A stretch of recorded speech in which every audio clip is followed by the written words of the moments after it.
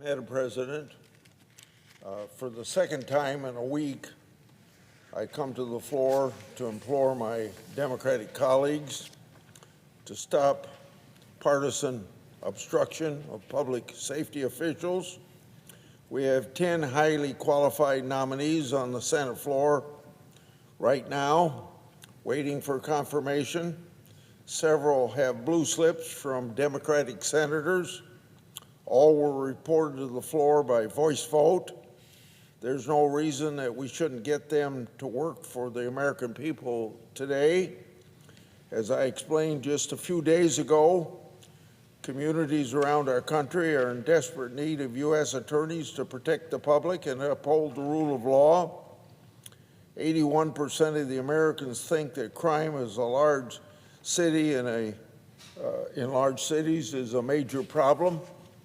If we can agree to put partisanship aside, this body can take a tangible step to address this today by confirming 10 qualified law enforcement officers to their posts.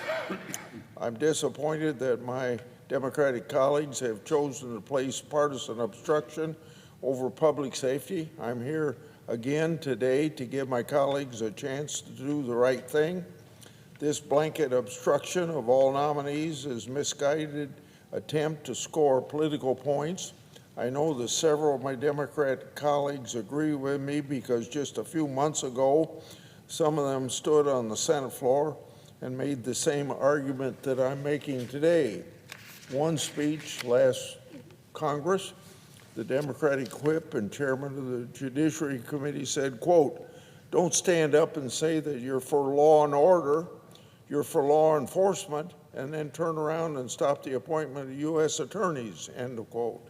In another speech, the same senator said, quote, "Our communities desperately need top federal prosecutors in place, interested in stopping fentanyl, question mark. I am. Thousands of people are dying. Who's going to prosecute these cases? The U.S. attorneys, 93 of them across the United States. But you can't prosecute cases if you don't have U.S. attorneys there to lead the effort, coordinate the effort with other branches of government." My Democratic colleagues continue to claim that their obstruction is justified because 2 Republican senators placed holds on some U.S. attorneys in the last administration. This compares apples with oranges. One of the senators relented on his hold and allowed U.S. attorneys to be confirmed by voice vote. The other senator ultimately blocked 5 U.S. attorneys. A handful of U.S. attorneys being held last Congress, which I opposed, isn't comparable to the blanket hold on all 93 U.S. attorneys that we're facing today. The strategy this Congress is orchestrated by Senate Democratic leadership and is part of a broader Senate-wide assault on the functioning of the executive branch. At the end of the day, we can just look at the numbers.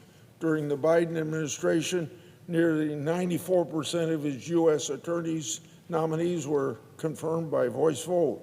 So far in the second Trump administration, 0% of his U.S. attorneys nominees have been confirmed by voice vote. For months, I've repeatedly tried to engage my Democratic colleagues to end their obstruction. I've warned that their tactics ultimately hurt the American people and will lead to lasting damage to the Senate as an institution. I've even offered a compromise where we hold 5 roll call votes to compensate the 5 nominees returned to the president at the end of March. To my great disappointment, my colleagues haven't relented from that strategy, and I hope they'll relent today with my unanimous consent request. I mentioned last week that one of the U.S. attorneys being held up is Daniel Rosen, nominated for the District of Minnesota. Mr. Rosen was reported out of committee by voice vote. He's supported by his home state Senators Klobuchar and Smith, both Democrats. He's qualified nominee. He should be responding to the horrific mass shooting of children at the Annunciation Catholic Church, but instead is languishing here on the Senate floor as a pawn for partisan obstruction. This needs to end, and it needs to end today. So I now will ask unanimous consent to confirm 10 U.S. attorneys who have been reported out of committee. I hope that my Democratic colleagues will allow these nominees to get to work. Debate, disagreement about policy is to be expected, but should never be at the expense of public safety.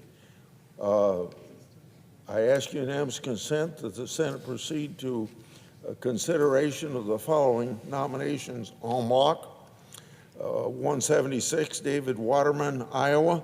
183, Ron Parsons, South Dakota. 257, David Metcalf, Pennsylvania. 258, Bart Davis, Idaho.